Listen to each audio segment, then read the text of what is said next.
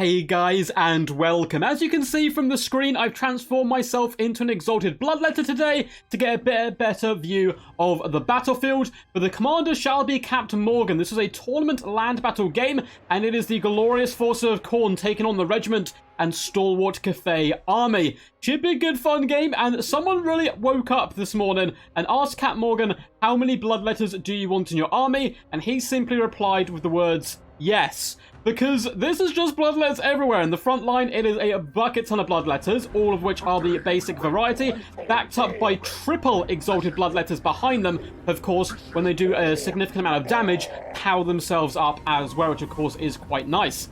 Hidden in the forest, we have a couple units of flesh hounds of Khorne. Would have preferred to see them spawn behind the enemy, but that can be a little bit risky, so keeping them hidden for the early stages isn't a bad idea whatsoever. And leading the battle charge is the mighty Scarbrand, the Exiled. He's coming in with the majority of his buffs here today, and a cultist of Khorne down on foot, coming in with that bloodletter summon, just in case he didn't have enough bloodletters already. Taking the fight against them is Grand Cathay, up in the skies of a dragon-blooded lord. I believe coming in with the talons as well as... Is that the slow or is that missile mirror? If it's missile mirror, that's a big mistake.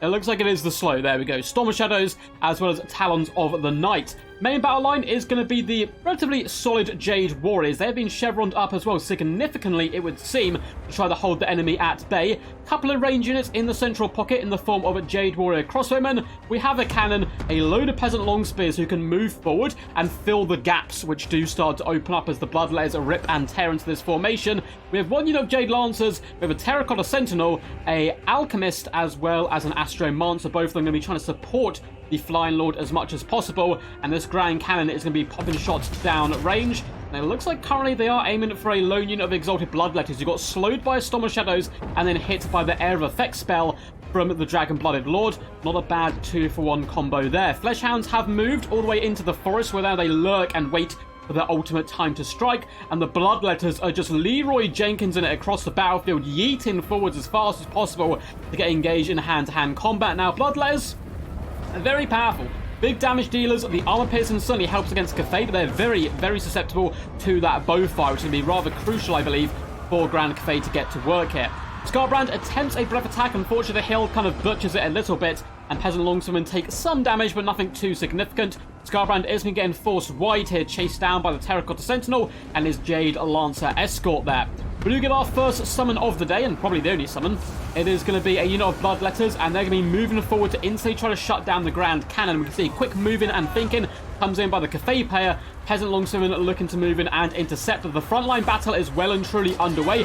Bloodletters clash and smash into ranks of well-trained Jade Warriors, but with the exalted ones moving in as well, they're not going to be able to hold the line too long. The crossbowmen are pivotal to victory for Grand Cathay, in my opinion, today, because they can do so much damage against all of this infantry. And it looks like the unit on the left is firing significantly into the bloodletters of Khorne, and the unit on the right is still alive for now. Jade Warriors, or Jade Lancers I should say, with the support of the Terracotta Sentinel, did a decent job on Scarbrand, who's trying to rampage them, unfortunately failing. He hasn't done significant enough damage to actually make them rampage, and the Terracotta Sentinel is going to town on Scarbrand. This is a really kind of strange turn of events. Normally Scarbrand would slap one of them up.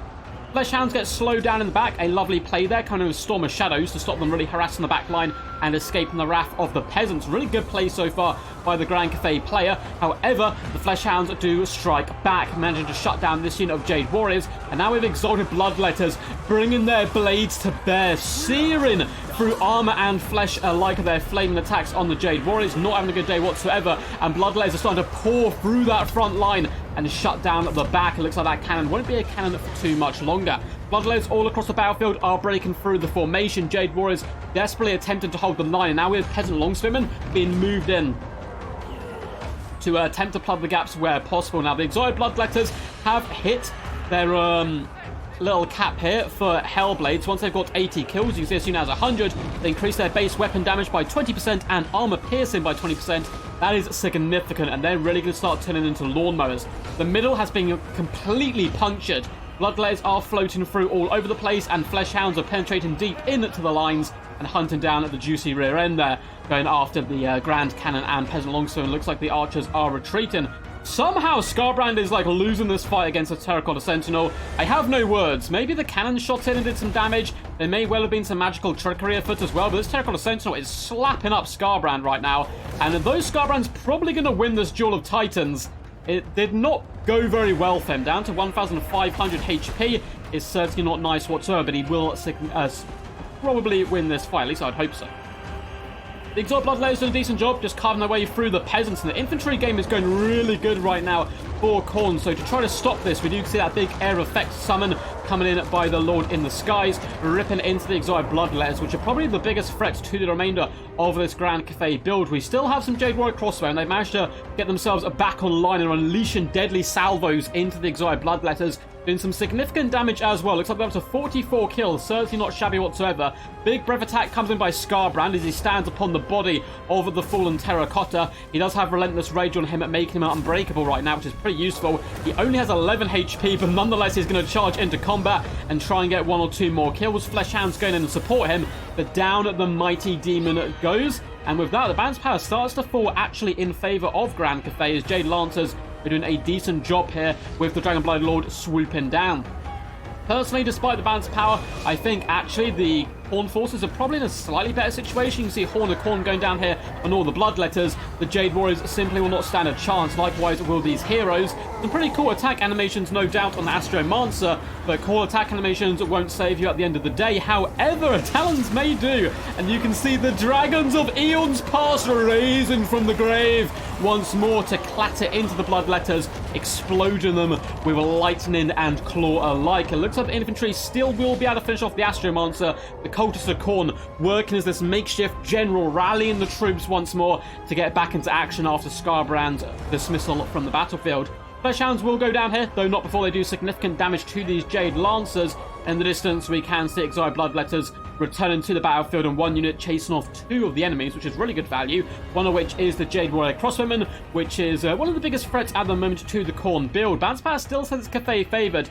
If I'm going Cathay, I'm taking these Jade Lancers on this Lord. I'm circumventing the main build and coming over to try to isolate and slam down on this lone unit of Exalted Bloodletters, hopefully freeing up the Jade Warrior Crossbowmen, because you're going to need them, and you're going to need them to shoot consistently if you're going to win the battle here. It looks like actually that may be what he's doing. The peasants are running for their lives. Yeah, and the Lancers are moving around to the left-hand side. So we're going to fast forward this just a little bit, as it looks like there's going to be a little bit of a chase on. We have some beat-up Bloodletters chasing off some enemy off the battlefield, which is good, diligent play. And unfortunately for these peasant longspearmen, though the cavalry and the Lord can come over here and isolate this unit over here, lovely use of talents as well to take down the Exiled Bloodletters, despite that Horn of Khorne going down on them, the rest of the infantry simply is not fast enough. And this is really where Bloodletters come into their own. I get quite a lot of comments saying, why would you bring Bloodletters? Just bring dual weapons. Well, they actually serve different purposes. I do have a Khorne guide coming out where I explain those kind of differences in the units and why I think they're both actually fantastic choices for Khorne.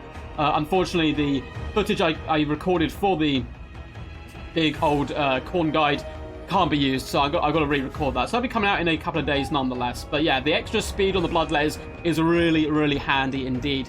So now we have some Peasant Longspearmen, some Crossbowmen, one unit of Jade Lancers and the Lord left, and it looks like these guys will be moving in for the final showdown of Ultimate Destiny. We're going to have to see how this does pan out. It looks like Grand Cathay taking their time. This was a tournament game, so I respect the fact they're taking their time and moving these units over to try to finish off and break off Bloodletters off the battlefield where possible. But it looks like the Bloodletters will now be moving in to engage with the enemy. Jade Warrior Crossbowmen have to shoot, but unfortunately they themselves are shattered. Balance of power is still in favor of Grand Cathay, which is absolutely bonkers at this point, because this Lord is going to have to take down all of these units. Now, the mages, they count as having their 4 winds of magic, 4 bands of power.